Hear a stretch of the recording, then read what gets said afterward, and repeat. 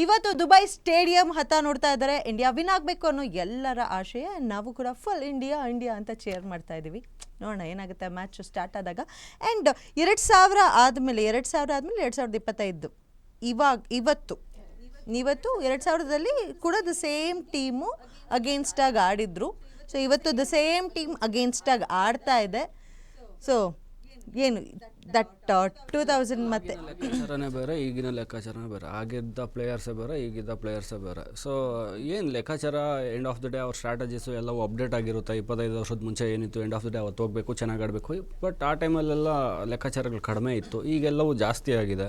So ಹಾಗಾಗಿ ಅದೆಲ್ಲ ಏನು ಸಮಸ್ಯೆ ಇಲ್ಲ. ಯಾವಾಗಾದರೆ ಏನು, ಎಂಡ್ ಆಫ್ ದ ಡೇ ನಾವು ಫಾರ್ಮಲ್ಲಿದ್ದೀವ, ಅದು ಇಂಪಾರ್ಟೆಂಟು. ನಾವು ಫಾರ್ಮಲ್ಲಿರೋದಕ್ಕೆ ಎಲ್ಲದರಲ್ಲೂ ನಂಬರ್ 1 ಇದ್ದೀವಿ. ಟೆಸ್ಟಲ್ಲಿ ನಂಬರ್ 1 ಇದ್ದೀವಿ, T20 ನಂಬರ್ 1 ಇದ್ದೀವಿ, ಒನ್ ಡೇಯಲ್ಲಿ ನಂಬರ್ 1 ಇದ್ದೀವಿ. ಸೊ ಹಾಗಾಗಿ ಆಗಿದ್ದು ಆವಾಗ ಏನಿತ್ತೋ ಗೊತ್ತಿಲ್ಲ. ಸೊ ಸ್ಟ್ರಾಟಜೀಸ್ ಆವಾಗ ಏನಿತ್ತೋ ಅದು ಗೊತ್ತಿಲ್ಲ. ಬಟ್ ಆವಾಗ ಸೋತಿರಬಹುದು. ಬಟ್ ಈಗೇನು ಸಮಸ್ಯೆ ಇಲ್ಲ. ಎಂಡ್ ಆಫ್ ದ ಡೇ ಇವಾಗ ಸುತ್ತಮುತ್ತ ವಾತಾವರಣ ಏನಿದೆ, ಅವ್ರು ಏನು ನೋಡ್ತಾರೆ, ಇವಾಗ ನಾವು ಯಾರ್ಯಾರು ಫಾರ್ಮಲ್ಲಿದ್ದೀವಿ, ಯಾರ್ಯಾರು ಯಾವಾಗ ಆಡಬೇಕು, ಸುತ್ತಮುತ್ತ 6 ಮಂತ್ಸಿಂದ ಏನಾಗ್ತಾ ಇದೆ ಅದನ್ನು ನೋಡ್ತಾರೆ. 25 ವರ್ಷದಿಂದ ಅವ್ರು ಹೋಗೋದೇ ಇಲ್ಲ. ಸೊ ಹಾಗಾಗಿ ಆವಾಗ ಆಗಿದ್ದಾಗಿದೆ. ಸೊ ಈಗ ಚೆನ್ನಾಗಿದೆ, ಚೆನ್ನಾಗಾಗುತ್ತೆ. ಸ್ಟ್ರೆಂತ್ ಮಧ್ಯಮ ಕ್ರಮಾಂಕದಲ್ಲಿ ಯಾರನ್ನ ಕಳಿಸ್ತೀವಿ ಅನ್ನೋದು, ಅದು KL ರಾಹುಲ್ ಆಗಿರ್ಬೋದು ಅಥವಾ ಶ್ರೇಯಸ್, ಅವರಿಬ್ಬರು actual strength.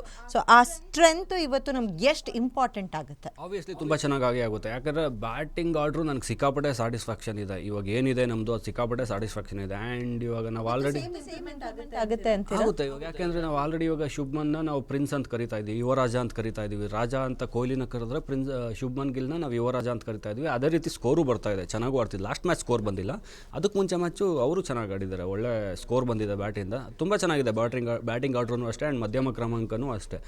Rohit Sharma, Shubman Gill open ಮಾಡ್ತಾರೆ. ಯಾವುದಾದ್ರೂ ಒಂದು ವಿಕೆಟ್ ಬಿದ್ದಿದ ತಕ್ಷಣ 1 ಡೌನ್ ಕೊಹ್ಲಿ ಬರ್ತಾರೆ. ಕೊಹ್ಲಿ ಆಗಿದ ತಕ್ಷಣ ಶ್ರೇಯಸ್ ಅಯ್ಯರ್ ಬರ್ತಾರೆ, ಅವರು ಚೆನ್ನಾಗಿ ಆಡ್ತಿದ್ದಾರೆ. ಲಾಸ್ಟ್ ಮ್ಯಾಚು ರನ್ ಬಂದಿದೆ, ಅದಕ್ಕೆ ಮುಂಚೆ ಮ್ಯಾಚು ರನ್ ಬಂದಿದೆ. ಆ್ಯಂಡ್ ಶ್ರೇಯಸ್ ಅಯ್ಯರ್ ಆಗಿದ ತಕ್ಷಣ ಬ್ಯಾಕ್ ಟು ಬ್ಯಾಕ್ ತುಂಬ ಚೆನ್ನಾಗಿ ರಾಹುಲ್ ಇದ್ದಾರೆ, ರಾಹುಲ್ ಬರ್ತಾರೆ.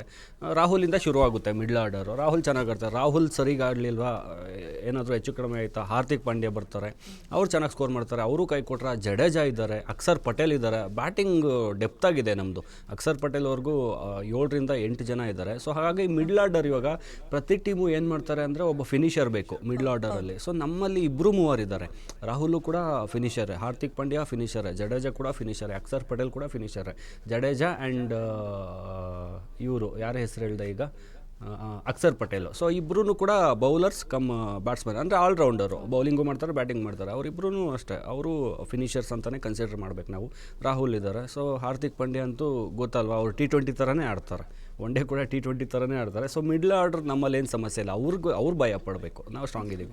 ಬಟ್ ಅದೇ ರವೀಂದ್ರ ಜಡೇಜಾ ಸ್ವಲ್ಪ ಫಾರ್ಮ್ನಲ್ಲಿಲ್ಲ ಅನ್ನೋದು, ಆ್ಯಕ್ಚುಲಿ ಫಾರ್ಮ್ನಲ್ಲಿಲ್ಲ ಅನ್ನೋದಕ್ಕಿಂತ ನಾವು ಎಕ್ಸ್ಪೆಕ್ಟ್ ಮಾಡಿದ ಹಾಗೆ ಅವ್ರು ಆಡ್ತಿಲ್ಲ ಅನ್ನೋಂಥ ಬೇಜಾರಿದ್ದ ಆ್ಯಕ್ಚುಲಿ. ಸೊ ಆ ಬೇಜಾರು ಇವತ್ತು ಏನಾಗಬಹುದು? ಖುಷಿ ಏನಕ್ಕೆ ಕರಿತೀವಿ ಅಂದರೆ ಅದು ಅವರೇ ಸೆಟ್ ಮಾಡಿರುವಂತಹ ಎಕ್ಸ್ಪೆಕ್ಟೇಷನ್ಸ್. ಇವಾಗ ಯಾಕೆಂದರೆ ರವೀಂದ್ರ ಜಡೇಜಾ ಆವಾಗಿಂದ ಆಡಿದ್ದಾರೆ, ಅಷ್ಟು ವರ್ಷ ಕ್ರಿಕೆಟ್ ಆಡಿದ್ದಾರೆ, ಅಷ್ಟು ವಿಕೆಟ್ಸ್ ತೊಗೊಂಡಿದ್ದಾರೆ. ಹಂಗೆಲ್ಲ ಇದ್ದಾಗ ನಾವು ತುಂಬಾ ಎಕ್ಸ್ಪೆಕ್ಟ್ ಮಾಡ್ತೀವಿ ಅವ್ರ ಕಡೆಯಿಂದ. ಇವಾಗ ಯಾಕೆ ಅಂದರೆ ಕೊಹ್ಲಿ 30 ಹೊಡೆದ್ರೆ ನಮ್ಗೆ ಏನಕ್ಕೆ ಸ್ಯಾಟಿಸ್ಫ್ಯಾಕ್ಷನ್ ಇಲ್ಲ ಅಂದರೆ ಅವರೇ ಸೆಟ್ ಮಾಡಿರುವಂತಹ ಒಂದು ಮಾರ್ಕ್ ಅದು.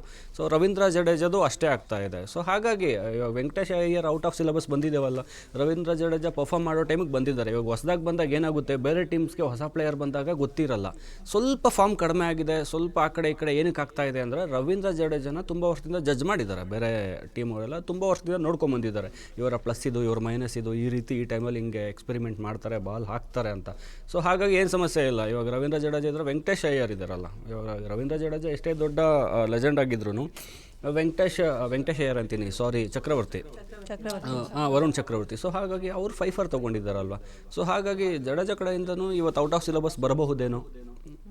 ಇವಾಗ ಯಂಗ್ ಪ್ಲೇಯರ್ಸು ಶ್ರೇಯಸ್ ಅಯ್ಯರು, ಶುಭ್ಮನ್ ಗಿಲ್ ಎಲ್ಲ ಇದ್ರೂ ಎಂಡ್ ಆಫ್ ದ ಡೇ ಕೊಹ್ಲಿನೇ ಚೆನ್ನಾಗಿ ಪರ್ಫಾರ್ಮ್ ಮಾಡಿದ್ರು, ಅಷ್ಟು ವರ್ಷದಿಂದ ಇದ್ದರು. ಹಾಗೆ ಇವತ್ತು ಜಡೇಜಾನು ಪರ್ಫಾರ್ಮ್ ಮಾಡಬಹುದು. ಔಟ್ ಆಫ್ ಸಿಲೆಬಸ್ ಬಂದೇ ಬರ್ತಾರೆ ಯಾರು ಅಂತ. ಅದೊಂದು ಹೇಳಿದ್ನಲ್ವ, ಬಿಗ್ ಮ್ಯಾಚ್ ಪ್ಲೇಯರ್ಸ್ ಇವರೆಲ್ಲ, ಜಡೇಜಾ ಆಗಲಿ ಆ್ಯಂಡ್ ಶಮಿ ಆಗಲಿ big match players. So perform ಮಾಡಬಹುದು, ನೋಡುವ. ನಮ್ಮ ಸ್ಟ್ರೆಂತ್ ಏನು, ಬೌಲಿಂಗ ಬ್ಯಾಟಿಂಗ? ನಿಮ್ಮ ಆಲ್ರೌಂಡರು ನಾವು ಹಂಗೆ ಹೇಳೋದಕ್ಕೆ ಆಗಲ್ಲ. ಈಗ ಬೂಮ್ರಾ ಇದ್ದರು, ಇವಾಗ ಎಲ್ರಿಗೂ ಬೇರೆ ಟೀಮ್ ಅವ್ರಸ್ಸೆಲ್ಲ ಹೆಂಗಾಯಿತು ಅಂದರೆ ಬೂಮ್ರಾ ಹೋಗಿದ ತಕ್ಷಣ ಖುಷಿ ಅವರು.